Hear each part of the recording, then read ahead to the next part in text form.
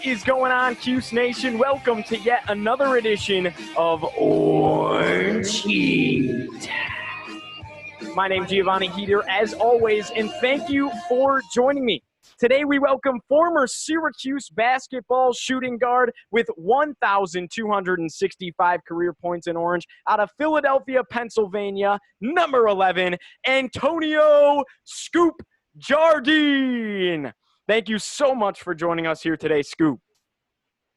Oh, man, thank you for having me, man. I love your energy, too, by the way.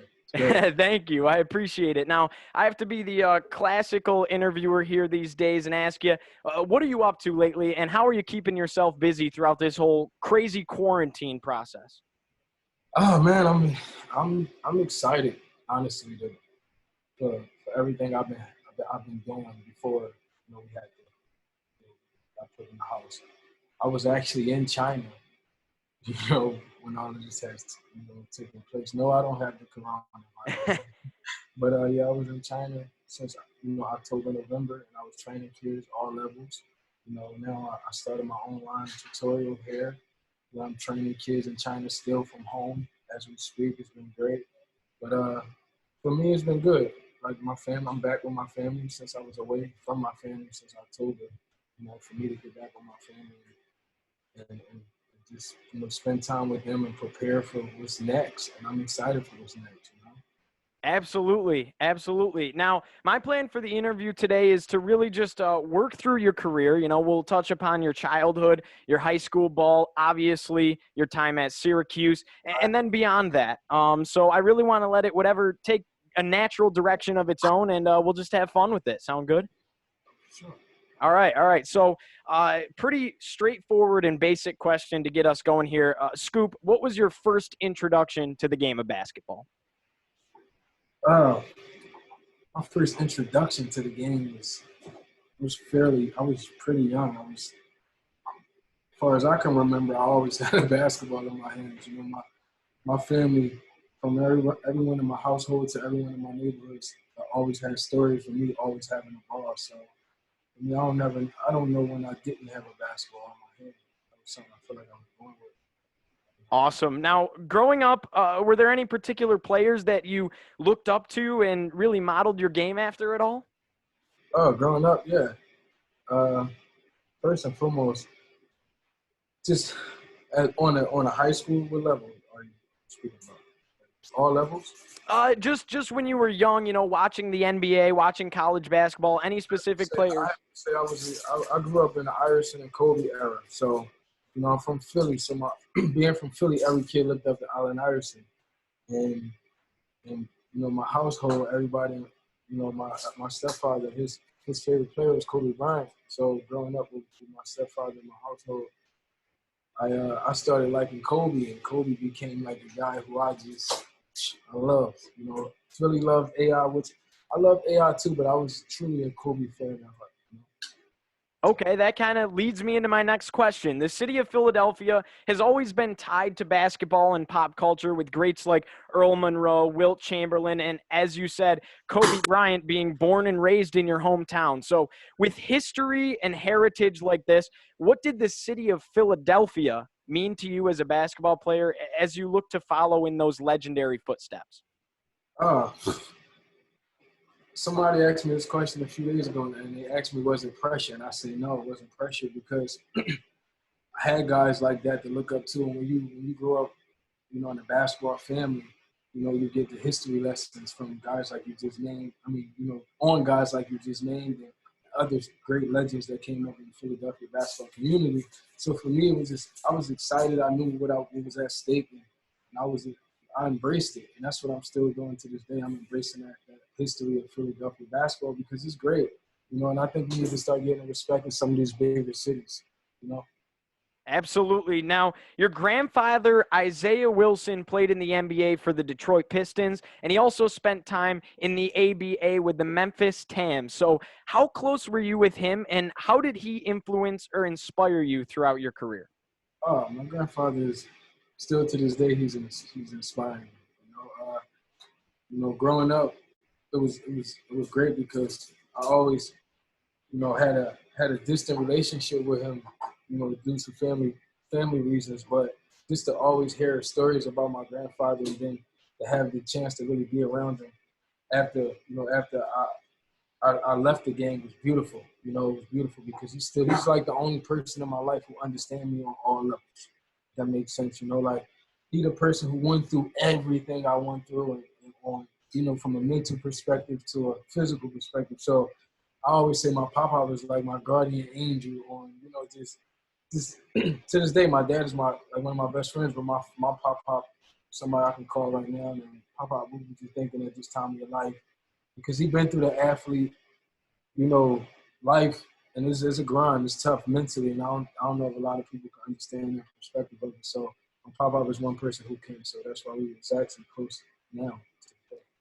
That's amazing. So, growing up about 4 hours southeast of Syracuse, did you ever watch Syracuse athletics growing up? Were you a fan at all? Uh, I have to be honest. I didn't really start watching college basketball, and this story gonna be very interesting because this one of the main reasons I chose Syracuse. Like I said, I grew up in a household about basketball, and like I said, my father, he loves basketball more than anybody. So but I didn't start watching college. I was always NBA. I was Allen Iverson, Kobe Bryant. Never really. I hardly watched college like that. Like I seen Allen Iverson a little bit in college, Kerry Kittles with Villanova, but you had Lawrence Moulton at Syracuse, but I really didn't. I was young, so when I turned 30, I think I was 13 years old when Syracuse won the championship in 2003, right? And I was in 8th grade, and the reason I was watching the game was I was on punishment, and I'm in the house. I'm on punishment. I'm in the house, 8th grade. I'm on punishment, and the game is on national TV, and I'm watching it, and as I'm watching the game, Melo reminded me of a bigger Allen Iverson. Like he was like, to me, he was like AI. Like he had the braids, he had tat at the time, and I just like, damn, he was Syracuse. They was balling. They beat Kansas that day. I'm like, wow, like. I like Syracuse. I like Melo. Because he remind me of Allen Iverson. You can tell Iverson the whole AI, pandemic. Let me say that it was on everybody at the time. It was on me also. So to see Melo and to see him balling for Syracuse and win the national championship as a freshman, and I knew he was going to the game. I'm like, man, that'd be cool if that could happen for me one day. And then fast forward 3 years later, I was a junior and I just selected to be good in basketball. And Syracuse offered me a scholarship, and I'm like, out of all the schools that started recruiting me at the time, and you start gaining relationships with different colleges, but I'm like, Syracuse, they didn't know that little story that I just shared with you. It was like, I'm with Syracuse. And then when I actually got to visit, it was playing in front of 35,000 people. It's like a dream come true for a kid who played in front of 100 people in a small gym in South Philadelphia. So I enjoyed it. That's awesome. And it's interesting you say that. Allen Iverson went to Georgetown, Right. but it kind of just goes to show how much a national championship really can mean for a program and recruiting. So talking about, you really dove right into it, but can you really just walk me through your recruiting process? So what other schools were involved? How young did it start? And how did you end up at Syracuse? Oh yeah, like I said, it was a great process for me because I kind of came on the scene out of nowhere. I wasn't a kid anybody knew about me during middle school. I didn't get on the AU circuit until 9th grade. So for me it was good because Villanova was one of the first programs to get their eyes on me because I'm right there in the backyard. So with that being said, it was great. And I go to Villanova camp and I won MVP of Villanova camp and then to have all the coaches, talking to you and being around you. But like I said, just a year ago, I just was on punishment and I was watching college basketball. So I kind of started to understand it the next year in 9th grade, to understand what to look for, just so, if you become good, coaches start to talk to you. They're talking to you more than they're talking to your other high school teammates. So it's like, okay, like this is what it's like for me. Like I said, I didn't have the preparation. My grandfather wasn't really around during that process. So it was something like I was just going through an experience side. It was actually great because I had Villanova see me, and then from Villanova, as you know, as you get good, the way the recruiting process works, it's like you got Villanova, Georgetown, Syracuse, UConn. That's the Big East eyes, and Philly became that for if you look at Villanova. So Kyle Lowry and them just had left. Kyle Lowry, Randy Floyd, Mike Nardi, Allen Ray. That was a heavy guard group of guys that was good. So for me, I would go up there with the Nova guys, and I was starting to get good and have Nova recruit me heavy and try to give me the offer at that time, like really hard, like they recruited me heavy. And just so happened, Rick was getting good also. Nova, if people understand at that time, wasn't a big man school. Rick Jackson. Me and Rick, we started playing together 8th grade, like right away. And once we started playing together, we formed that pact to go to school together. And we started looking at the schools that was going, that was recruiting us. Let me say that. And they was recruiting, and Nova was one of the schools that wasn't at the time. So Syracuse always recruited the both of us. Coach Hop was very heavy about that. He knew we wanted to form the pack, even with Dion coming. Hop did a great job of recruiting everybody. Even my grandmother, who was at the time, she was head of the decisions. We was all at her house, hanging at her house every day, and she was cooking for us. She was letting us hang like boys be boys at the time. So, she was getting all the visits from the college coaches, as I should say. And I wasn't the only one there. It was Dion and Rick Jackson. It was a lot of a lot of guys recruiting my school. So again, it was a great form system for me to be a part of. That I was actually somebody that helped create that. All the schools coming to Philly and recruiting the kids, getting us D1 scholarships. Absolutely. So was there you talked about your specific moment watching the national championship, but after you started being recruited, maybe a specific visit, a certain conversation with Coach Boeheim or anybody else on the staff, was there a specific moment that made you fall in love with Syracuse? Yeah, it was two. Okay. One was the consistency of Coach Hopkins. How he recruited not only me but everybody. And that made me feel at home. Even though I only visited Syracuse actually 2 times. I didn't go up there a whole lot. I wasn't there a whole lot. I came up twice. But it was the consistency of Coach Hopkins recruiting everybody, getting in with the people who mattered the most.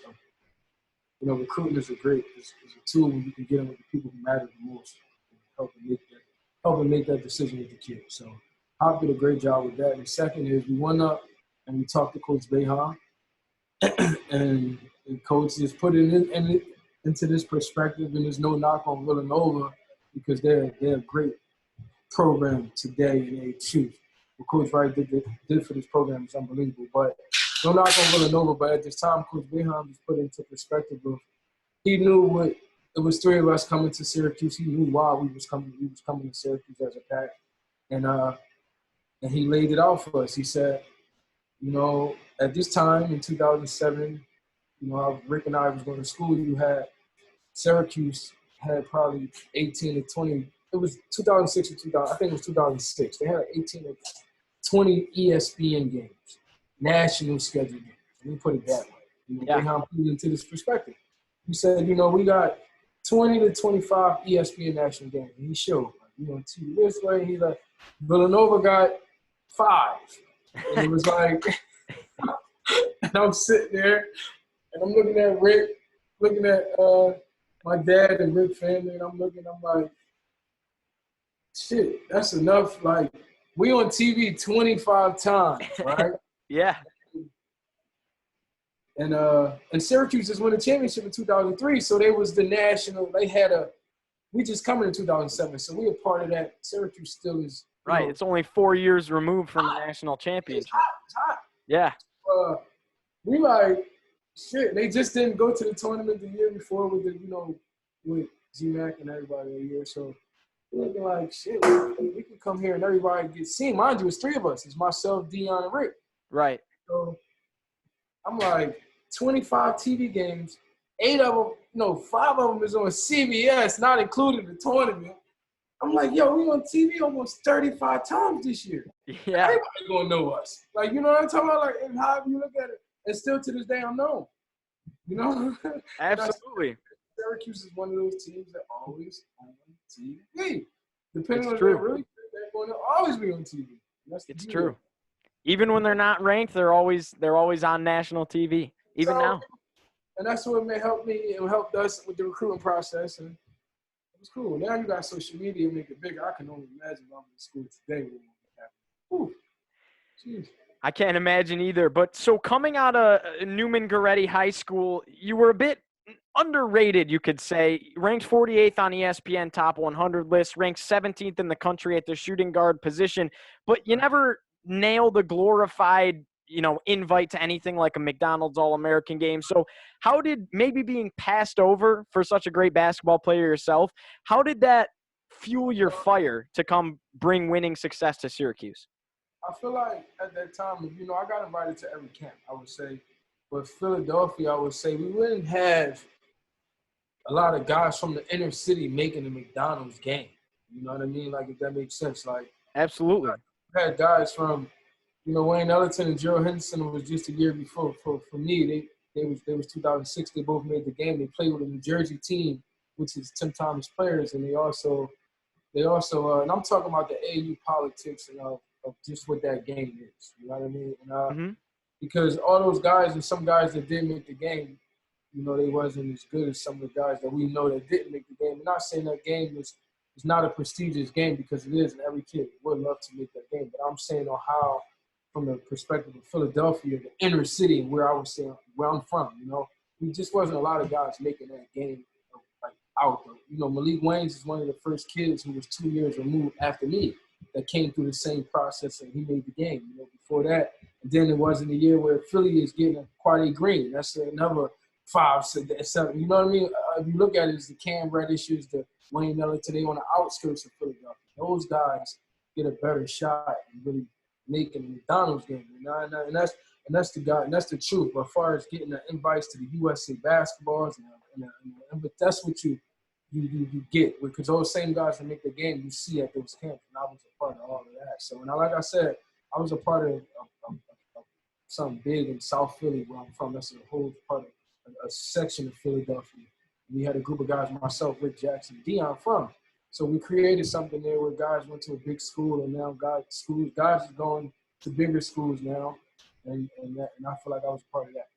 Absolutely. I can just feel through the camera right now how much pride that you do have for the city of Philadelphia. So I'm really glad that I ended up asking that question. You kind of answered my next question upon what it was like to be teammates with Rick Jackson and everything in high school. So I don't even think I have to ask that. So I'll move on to the next one. Speaking of that 2007 freshman class, you were part of an absolutely stacked recruiting class for Syracuse alongside the likes of Johnny Flynn, Dante Green, your buddy Rick Jackson, Sean Williams. So how exciting was that leading up to your freshman season with you guys, but also guys coming from across the country, not just in Philadelphia, at the same time? And how competitive was that? Sheesh, very competitive. Oh man, I played with maybe some of the best guys I've played against in my life, just in practice. But the beauty of us coming together and going to Syracuse is great, because when we came for an unofficial visit, we formed that pack.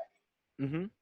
And we all committed. Everybody landed, all 5 guys that they got on that unofficial. And that's considered. You can tell how great your recruiting was when you can land 5 guys that you brought up at the same time from different cities, and they all committed.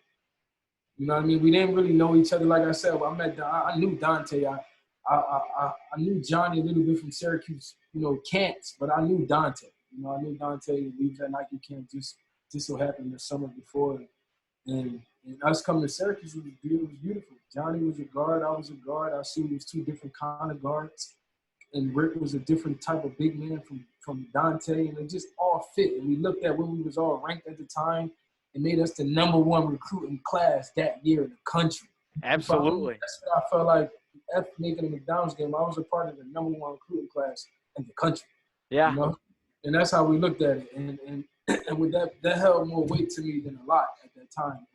And I think with that being said, we come together. And Syracuse didn't make the tournament that year, the year before, and we went there. And we had a whole thing that we wanted to make the tournament. We wound up coming up a little short due to a lot of negative stuff that happened off the court. But man, it was a great recruiting class. It was beautiful. And those guys are still my friends to this day.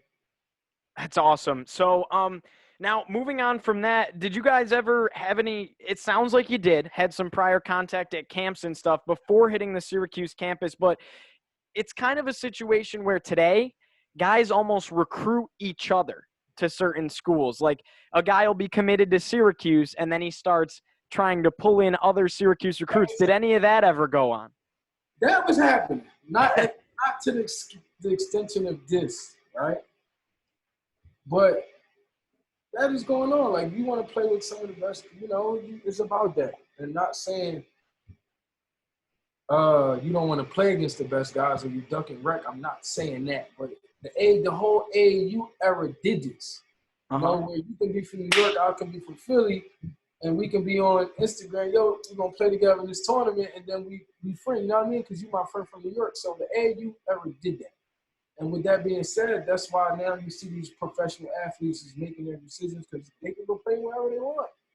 When you're not under contract with anybody, when you're not. So I would say I was recruiting people like when we got at Syracuse, I seen, like I told you, I saw Dante was different from Rick and Johnny was different from me, even though we was 2-point guards and people like, you're crazy going to Syracuse with Johnny Flynn. I'm like, no, he's a totally different type of guard as me. Us together going to be this, And Absolutely. So, I don't know. I think it's good. Awesome. So now moving on, past the recruiting, you're at Syracuse University. How much were you able to learn from experienced guards such as Andy Routins, Eric Devendorf, each with phenomenal careers in their own right? And what kind of relationship did you build with the two of them? Did they really take you under their wing once you got there? Both of them? Jeez. Oh, man. I'm gonna start with Eric Devendorf. Okay. Eric Devendorf was the coldest white dude I ever seen in my life. Like, just you get him the ball with two, and he gonna talk shit. Excuse my language. He gonna just talk trash to you and just no, seriously. Then lay you up, and then you can't hold me. Like, he just was. I never seen that. I'm coming from the inner city where these guys is kicking my butt. It was crazy. So I was a freshman. Going into that was beautiful for me because I'm a competitor myself, and it seemed like I just could not stop Eric from going left. I had nightmares about it. And then, really? Oh, man, I had nightmares about it. You just cannot. You let Eric get left, he's going to lay you up. So, like, that helped me as a freshman, being a competitor I was and going against that every day. And what I'm seeing with the rest of the country, I gotta get this together, And that was beautiful for me because as a freshman, you think you know it all, you think you've seen it all, and to get to Syracuse and Eric wake me up like that was beautiful because he got hurt my freshman year. You don't remember. And being as though I went through that before he got hurt, and then after he got hurt, after he came back from injury, he was like, I was prepared for anything. Andy Routins, fast forward, one of the greatest leaders I ever saw. Leaders, I'm talking about leading by example every day. That guy I seen from the time he was injured when I got on campus. He was already hurt. ACL. So when I got there, Andy was already hurt, preparing every day. And the way he prepared from the time, this is how you can tell I was watching him, because the way he prepared from the time I stepped on campus as a freshman to when he actually stepped on the floor with me. He was on because I set out the year he came back. So when I finally stepped on the floor with him, now I'm a junior. We had this pack. So that year was the Renziano Rocco when we went to Sweet 16. I got National Six-Man. Oh, yeah, we'll talk all about that. So I would say Rollins was the leader of that team, and him and I formed this pack from when I saw him preparing every day from a torn ACL to when he came back the following year to making all those shots in the 6 overtime game and coming off the curls. And then, like, just to us in practice now, and you following that next year to us playing together, and I'm coming off the bench, and I feel like I should have been playing more, and him being the leader and us coming together, just working every day, and that became bigger than me. It was about a team. Rollins told me that, And he was that for me in college. Awesome. So, Scoop, you kind of touched upon all of this. You put together quite the freshman campaign, putting up double figures 6 times throughout the 2007-2008 season. You appeared in 33 of 35 games as a rookie on the team, and you cracked. Very lucky and fortunate. 2 guys went down that was in front of me. Absolutely. That's So, lucky. so it happened when Devo goes down, right? He goes down with the season-ending knee injury. But what kind of attitude did you bring to that situation, and how did you approach that big stage? Was it a next man up kind of mentality? It's always that. Excuse me.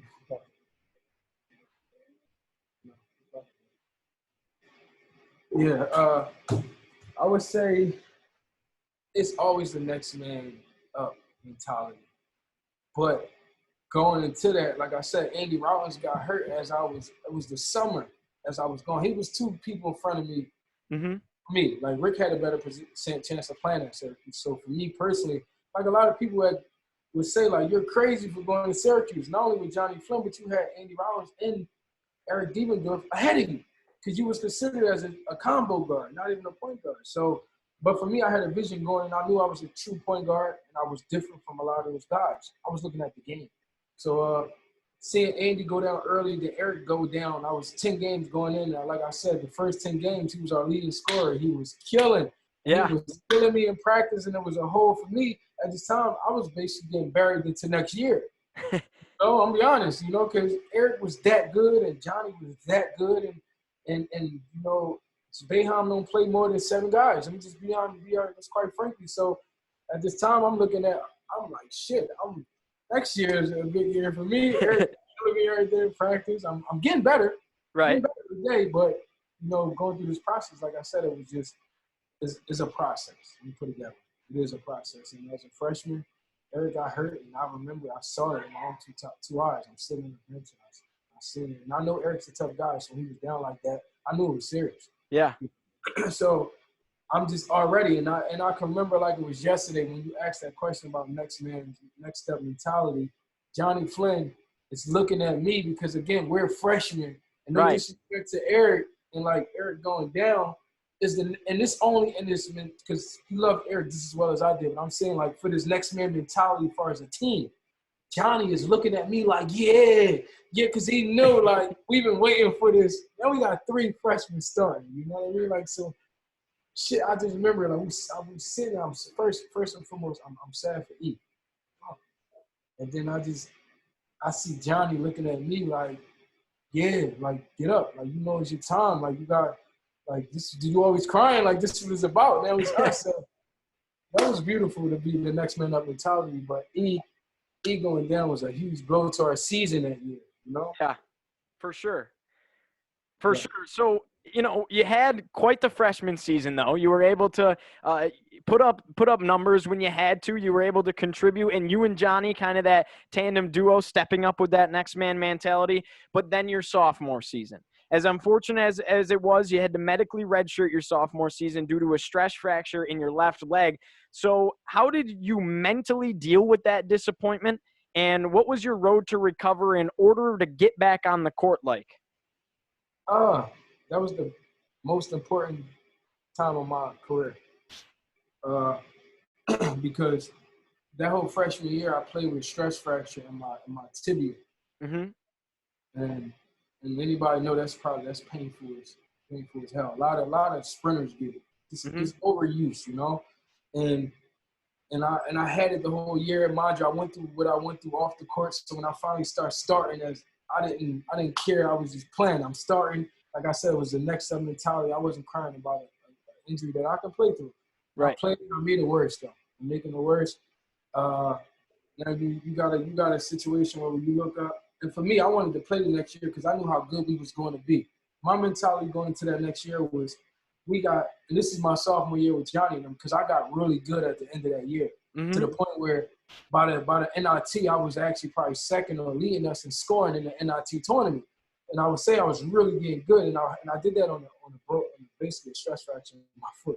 Right. So tibia. So going into that summer, I was hyped. I'm like, now Boeheim I showed I can play. And I was up and down, but I played. We didn't make the tournament. We played great at NIT. I'm gonna make Boeheim make some decisions going into the summer, because now you got Eric coming back. You got Andy, who I just saw working his butt off.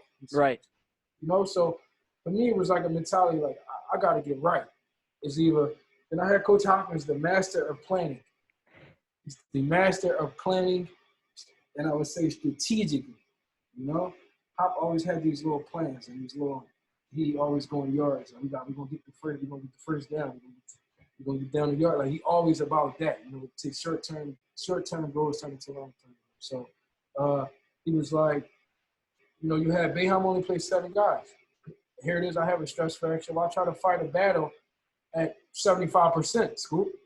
You know, like these guys is coming back. They got themselves actually right, but you fighting the battle at 75%.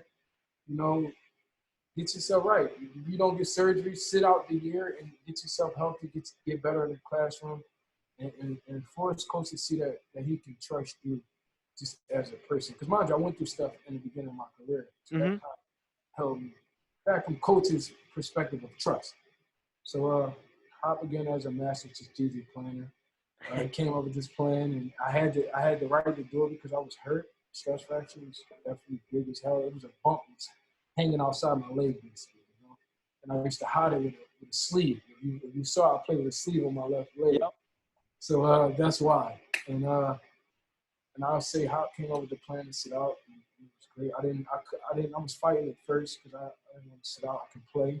I wasn't getting surgery. I could just play on it if I wanted. So I had to be in the booth for 4 months. And this was like something that you can believe in the process, believe in your career mentally.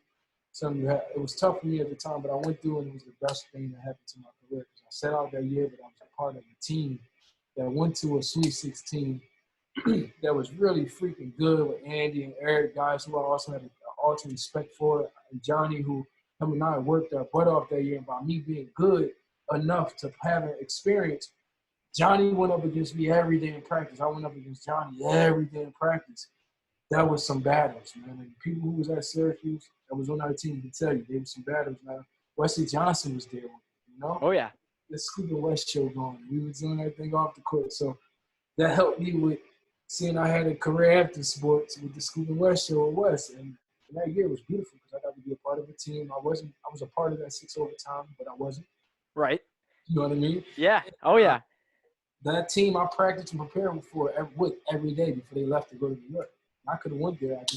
I chose to go to Philly. So okay, so you didn't go to the 6 overtime game? No. Oh, okay, because that was actually one of my questions here was what was it like being on the bench, standing alongside guys like Boeheim and Hopkins? You were not there. I took it. I was in Philly watching it with my family. Okay. Wishing I was there. Yeah. Sick.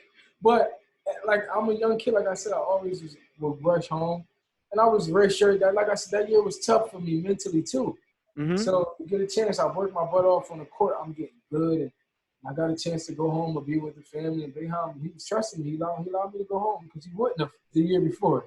Mm-hmm. You know, I would have definitely been with the team. So that year, it explained how much juice I had with Coach. If that makes sense. To get to go home, be with my family. But now I'm sitting home like, shit, I'm hyped. We hyped, but I'm talking. I watched that game from 3 different households. Really? That's how long the game was. That's crazy.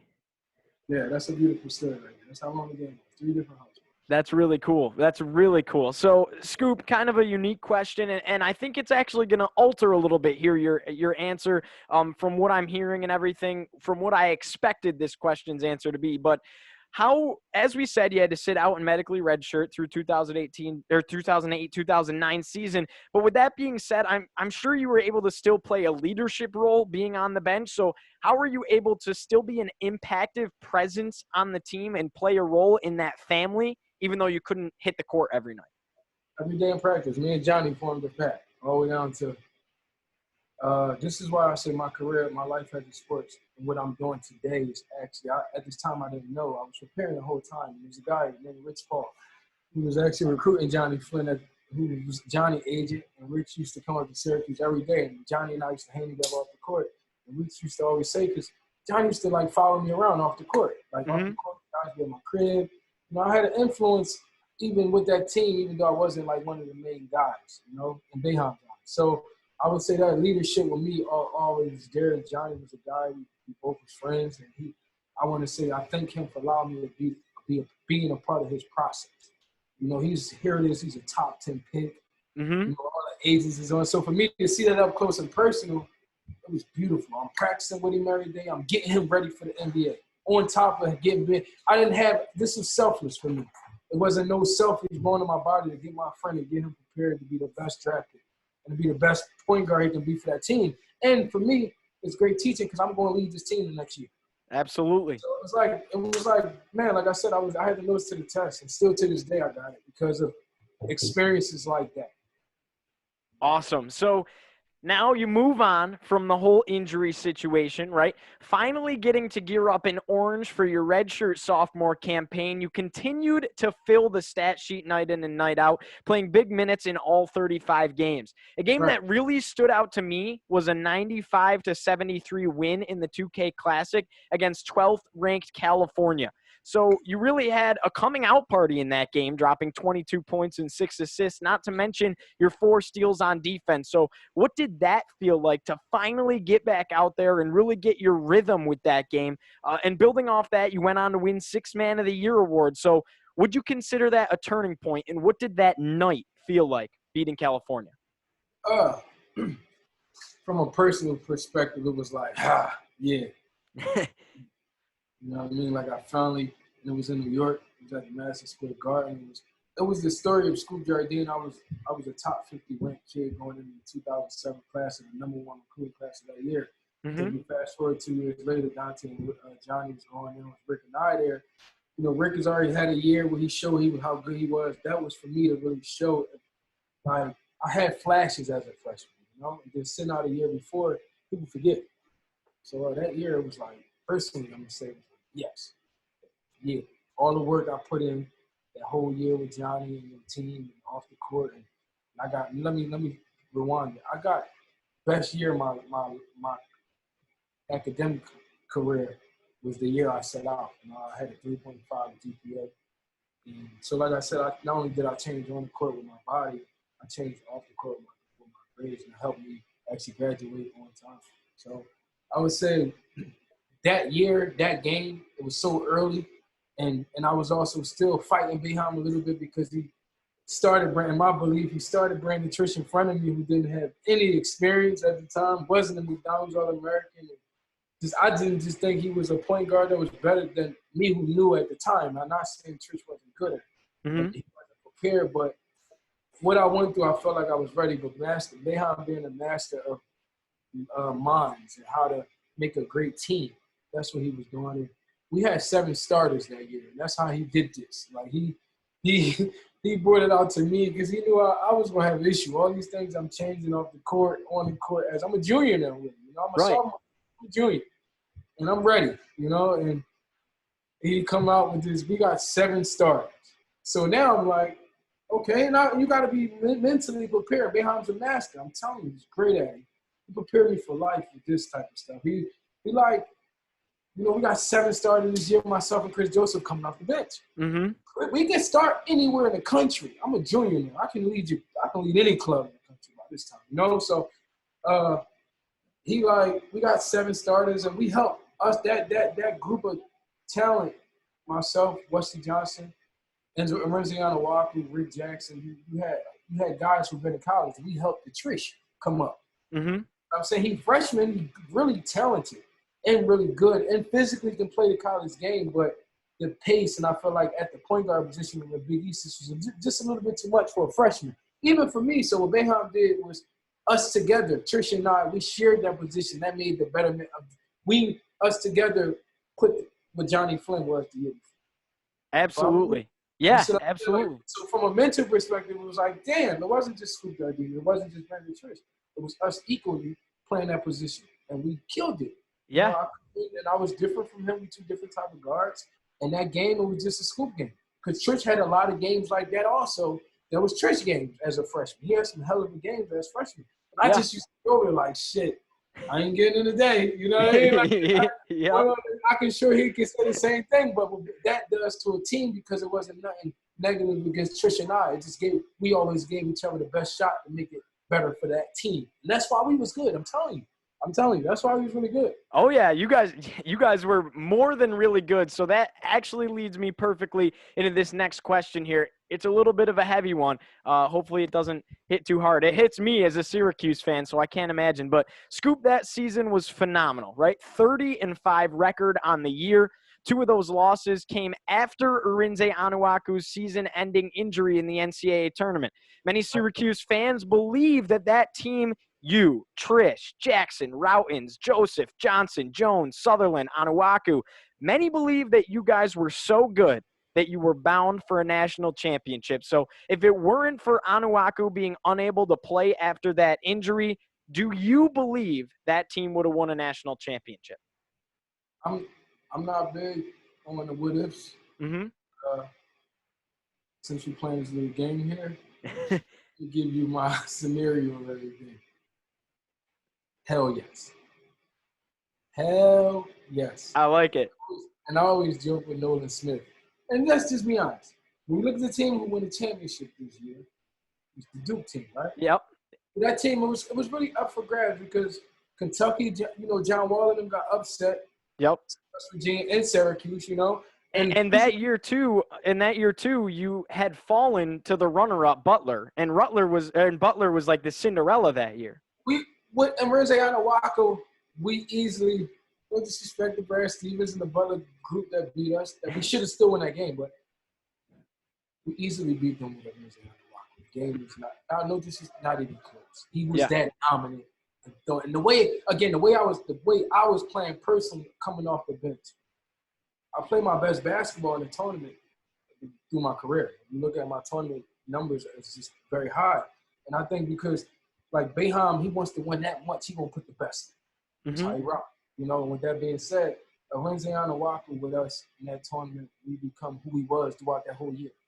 We was a dominant team. We was really good. We caught the country by surprise because they thought we wasn't good because we lost 3 of our top scorers. But we gained a really good team. Some unproven players, pieces, but again, that's why I feel like Boeheim is at his best coaching. And that's what he did. That was the first, experiment of that because now he's a master. Cool, you give him a team like that, he's Final Four. Absolutely. Final. So. Okay. So, Scoop, how did your role change on the team from a leadership standpoint in your junior season as you did assume that starting point guard role? It didn't really change. It changed as far as the personnel around me. Mm-hmm. But like I said, I always had a leadership role in Syracuse. It was off the court when the guys who came in, like as far as a recruiting process. When guys come in, they was giving them to me, and I was showing them a good time. Like I played a big piece of that just because of my personality. Right. And so when it finally came to my time to get the keys to the car that I waited for 3 years, I set out a year. Johnny was in front of me. I shared it with Trish. Now it's Trish and I. It was beautiful because that year I finally got to just do it. I was now Scoop Jardine, college basketball. I had a little name for myself. And now it was about preparing. Now people was coming after me, I felt like, and I had to produce. So the year changed. I had Dion coming in as a freshman he was going through some of the same things I seen myself going through. So that's where it helped me because I played a bigger leadership role to Dion. Mm-hmm. And it was to show him, some of the things I went to from a mental standpoint with Coach Boeheim and get him to see it because we can play, but you got to also play within a team who are all good players around you. So I say that's what I showed Dion as a freshman, and I was a part of that. That year was a part of getting Dion ready for. We were so happy just because I had a year off. I had a 5th year. That year became what it was. And my Dion was so good because he was fighting and he wasn't starting with me alongside me. He felt like he was better than not only Trish, but he felt like he was better than both me and Trish. He was that good as a freshman. Yeah. Dion, this is who he was. So I would say, but it was more so the pact that him and Rick formed. We all wanted to go and play at Syracuse together. We was going to be starting together from Philly. And that was so I feel like Boeheim came between that. And Dion didn't really handle that too. Okay. That was my role because we was a better team and it wasn't about Trish and Dion or what we built. It was about Syracuse and us playing to win the championship. And that was that year I was leading that. I was a part of that. I was there every day. every day. And then because it was Boeheim who was stubborn, it was Deion who was stubborn. And I went through the same thing. I was Deion before.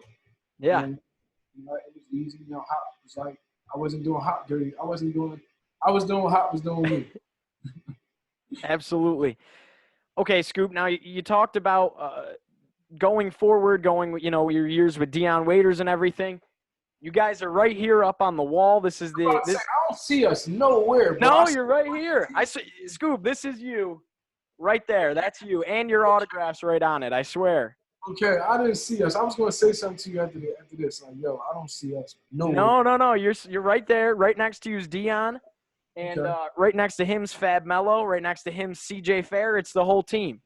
Got you. Yes, but so leading into the next question, so many things could be said about your roller coaster ride of a senior season. Unfortunately, the team was kind of plagued with multiple scandals and allegations that really had nothing to do with you guys, all in the midst of the greatest record in school history, going 30-1 in the regular season and 34-4 overall. Another team that seemed destined for a national championship before the loss of big man Fab Mello just before the NCAA tournament. The two seniors on that squad were Chris Joseph and yourself. So what was the key to keeping that team together, sticking together, and simply focusing on winning basketball games with all the chaos going on around you? First of all, I'm going to put it to how we lost at the end of that year in the tournament to Marquette. Mm-hmm. And that was my senior year when you think about it. Absolutely. I played great basketball. If you look at my numbers, I think I averaged like 13 points. Something like that. You might know. I had the best numbers that year. Oh yeah, I remember watching. Yeah, so I would say that I had the fifth year as a redshirt year, but the way we lost, for me personally, I didn't like how we lost. Obviously we got cheated. It was a backcourt call that if you look today, that's not a backcourt call. We called backcourt. We wound up losing that game in Marquette, and Deion played extremely great basketball. That was his probably coming out party that game. And we lost. So now coming into the next year, some chatter about him transferring and going somewhere else. And I wasn't buying that. I knew I had a fifth year, and I wanted just to improve my draft stock because Coach and I talked about for me to be a better pro, what I had to go through to be a better pro. Not just drafted, just have a professional career. It was NBA or it was overseas. So I started to have those conversations with Coach Boeheim. And we talked to some scouts and GMs, and they just gave us some information. If I went back to school, this is what they was looking for. So when I got back to school, it could have been this, it could have been that. Probably could have been coach's friends, but it was some information for me who just wanted to play professionally, be in the NBA. And now I got a club, and as you know, they look for. I'm a fifth year. At this time, fifth years wasn't getting no love. Right. If you look at it, Michael Benedict got at this time we wasn't, but so it was against me. So I went back to school with the mindset of we really good. Yeah. We're fucking good. You got Michael Carter Williams who coming in who's a McDonald's. You got what's his name? Christmas. Rakeem Christmas, yep. McDonald's. You got all these guys, you know what I mean? Like where our team, before you got Chris Joseph, and myself, you got James Sutton, you got Deion, I'm looking at the car, right? I'm driving the car because it's my team, really. You know what I mean? It's my team. So I'm looking at the car. I'm like, just driving the car. Now, mind you, before when I was driving the car, two hands on the wheel. Now I'm just, you know what I mean? It was that much. Like it was games where I can sit out. Boeheim can sell me, right? Mm-hmm. And I was so selfless and already went through everything and been seeing games, and I was a just leader, And we had an understanding that we games where if I say Deion rolling and he stay hot with Deion and just keep him in. You know what I mean? I just knew my job. If it was my night, keep me in. That's how good the team was, So I was not over there crying with Boeheim, like, why didn't you put me back in yet? And it wasn't none of that. It was more so like maybe some games I feel like he could have did differently and Shuffle does differently, but for the most part, our team was that good. We was like, man, Luke night, Trisha night, Scoop night, Chris night. It was good with it, and that's what that team that you saw. That's what it was until Fab Mello, go down and Bernie Fine's scheme. But we didn't care about none of that. None of that affected us. That whole Bernie Fine scheme, we went on the whole winning streak, Yeah. Closed the practice doors and. we had the sheet so practice, nobody was in it. We just about our team. That's awesome, Scoop. And I mean, you were a part of two of the greatest Syracuse basketball teams to ever be formed. So it's really cool. So what was life like for you after Syracuse? Life after Syracuse has been beautiful. It's been, oh yeah, for sure. From a perspective of not playing professional basketball consistently, but living through my contacts and networking, and also the Syracuse community, and just wrapping their arms around me. And I, like I said, I got a chance to now live and experience something. Now I can help get back to the next young athletes who go through Syracuse, who go to the NBA after high school, just prepare for life after sports, because it becomes an end. And like I said, all the things I went through that we just shared with each other, from a mental perspective, I got hurt 2 days before the NBA draft, which I never would have thought or expected, So, and then that put me into now it is where I'm hurt for 7 months with a foot injury. Mm-hmm. So now it's life. Now, but what you gonna do with your life? I don't have medical insurance. I don't have none. I'm a college kid. Now you broke. Right. But I had a Syracuse community wrapping arms around me. I got jobs from alumni. You know what I'm saying? From all the times I went to banquets with Bayham and all those banquets and award nights and things that athletes hate. All the autographs signed. I don't remember probably when I signed that, but it's through the process of being a part of a college program and talking to people who was around there throughout my years. They got to know me. When I broke my foot, I had all these job interviews with people who knew me and watched me grow up, and that helped me prepare a life after sports. That's awesome. And I think that really kind of talks into the community that Syracuse has and how they really just squeeze themselves around the basketball program. And Syracuse is on the map because of the basketball program and the college as a whole. So it's really cool. Now, I appreciate you taking me for a walk down memory lane. A couple more memory lane type things here. What game did you really look forward to every year? Was it Georgetown? Was it Villanova? Was it UConn? Villanova, hometown. It was like I didn't care about Georgetown or UConn. Actually, I didn't care about Georgetown or not care. It was every game in the Big East is one of those games. But Nova for me, for Rick, for Dion, we had to be Nova. And for me personally, I should have went to Nova. As everybody knows, me, Scoop Jardine, not Pat. Scoop personally should have. Mm-hmm. It was personal for me to be like, we got to beat them more. Absolutely. But Bayham was a UConn guy. When it was Calhoun there, every time we about to play UConn, attitude change. Coach, he's ready. Wasn't even Georgetown too, but UConn, competitive respect.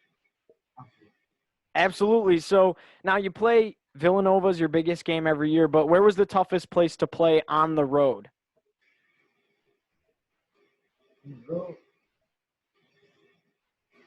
I would say West Virginia.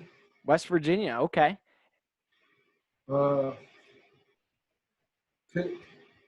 Pitt, Oakland Zoo. Yeah. Interesting. Devendorf, when I was talking with Devendorf, he said the same thing. He said Pittsburgh was the toughest place to play with that Oakland Zoo. I would say West Virginia, Pitt. But, yeah, West Virginia, Pitt and West Virginia was the toughest two teams to play on the road. And Notre Dame pretty bad. They get shots there too. So, yeah. Absolutely. Pitt and West Virginia. Okay, Scoop. Now, if there was one game you could go back, and I bet I could pick it, it must be that Marquette game or it must be that Butler game. But if you could go back and play one game in your college career again and turn it into a win that you had lost, what game would that be?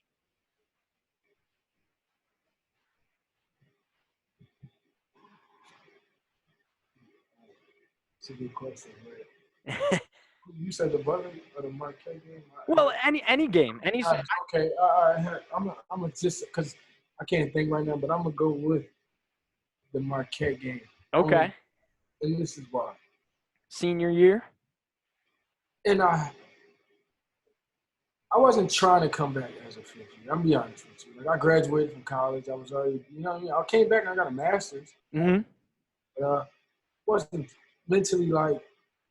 I didn't want to use that fifth year if I didn't have to. So I knew going to that tournament we had to win. Mm-hmm. Final Four would have made my resume really. Whew. Yeah. So, and that was the first time Boeheim called an ISO for me, a clear out against Jimmy Butler. Wow. You know, and I wasn't having like a great game. I had a good floor game, but for him to call that play, I remember it like it was yesterday. And Dion and I, I was going to go get the ball because Jimmy was trying to pressure, like, and they switched Jimmy on me because every point guard in Marquette was like just too small for me. So Jimmy will wind up having to guard me throughout the game. See, so Jimmy guarded me. Coach called the ISO for me. That's on my life. You know, I remember like it was yesterday. And as we going out, like the players ran for me with the ISO, and Dion, you know, he threw me the ball, and I went to go get it, but he was throwing it back court. And just so happened I grabbed it instead of letting the ball go back court because I didn't want to trust that Jimmy, he was a great defender, just go get the ball, you know. But Dion was throwing it back court, and that's what it was at. So I could have went back there and got it, but my reflexes running to get it, he throw it that way, I grabbed it like that. And when I do that, I'm on the line, but the Mm-hmm. ref is directly in front of me. And as I'm on the line, when I get my gather, because Jimmy is letting me do all this, I get my stuff, I look up, and I step back, but my foot is on the line, not over the line. The ref looked at my foot, looked at me, and called. And I remember like yesterday, he and called back court. And then you see my whole, I'm in front of him, like, what do you, like, you see? And then they come out and say in the rule book, you can check me if I'm wrong, you have to cross back court. Right. You never cross. You just step on the line. Right. You know, like, and that always haunted me, like nightmares about that, because I always enjoyed with Jimmy Butler, like, I know I was going to take you for a bucket, bro. You ain't had no chance. Like Boeheim called the ISO for me. It took me 4 years for him to call me an ISO. What? Right. Fuck it. Okay, Scoop. Now, as we dwindle down a little bit here, last few questions for you. What was your favorite memory in a Syracuse orange jersey? Sheesh.